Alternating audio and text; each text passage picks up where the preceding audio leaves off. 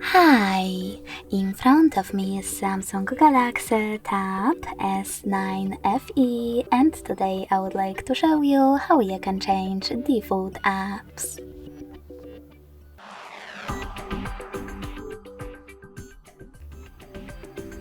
You need to begin by going into Play Store and installing your new defaults. I already did that, so I can go into Devices settings right away. In those settings, scroll down to Access Apps section. Then click on Choose Default Apps and tap on one of those options, in my case, Browser app.